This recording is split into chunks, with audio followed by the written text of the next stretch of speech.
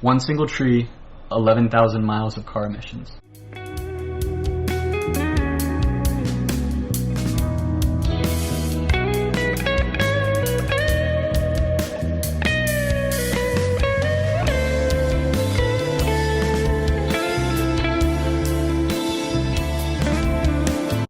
And all those green spaces are taking the carbon dioxide that we are putting out, all of that waste that we're putting out, and then they're transforming it back into fresh oxygen that we can use. So it's improving our air quality and then also climate. On top of that, it's protecting our water quality.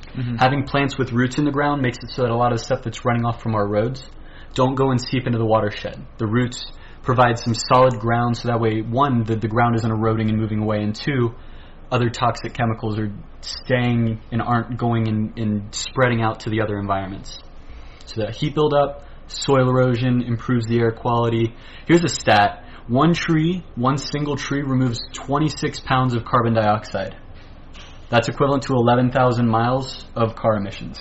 And on top of that, just thinking from a historical perspective all the way back, there's this theory that people have been talking about more called biophilia, which is the thought that humans are just naturally we get an emotional boost from being around vegetation because of how humans evolved. We evolved in the Sahara in Africa, and seeing plants, seeing vegetation was a positive thing. It meant that there was water around, it meant that there was life around, it meant that we could continue to live.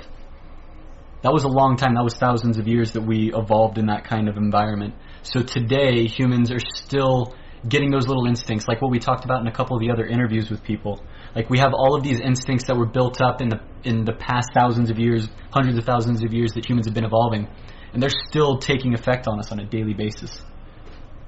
Well, it's not a part of our thought process, it's a subconscious thing where you make decisions and you don't really know the rationale behind it, but there was something. And it could have been caused by hundreds of years of human evolution, and you wouldn't know. You would just live. But something I think of too is that our cities should be beautiful. Like, the places that we live should be interesting. Like, the idea that you would have a city that is made completely of right angles and metal and concrete is sad. It is. Because it's not something that is historical on our planet. Like, 10,000 years ago, no one even lived in anything remotely close to that. And so we have to ask, is it better? I certainly don't think so, and I think that if we were to incorporate green roofs, that it would definitely change the path of our current existence. Like, you look at a skyline, and it's dead.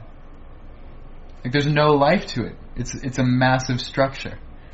But if you were to incorporate plants on every roof, it would be a completely different scenario. Yeah, and then looking at it from the top, when you fly over it, instead of seeing just a massive slab of concrete, you see a bunch of beautiful vegetation off the top.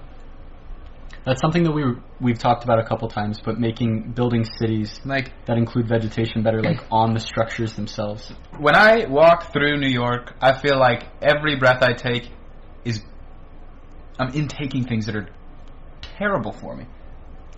You know, what would be the difference if for every person in New York there are 10 trees sucking up 26 pounds of carbon dioxide? And then putting out fresh oxygen. Yeah. I mean... And it's not difficult. Like, I think in that perspective, it takes someone who's empowered to go to a business owner and to be like, hey, can we replace one of your current concrete walls? Can we on top of that put some vertical gardens that are going to grow using the light that's reflecting throughout the city?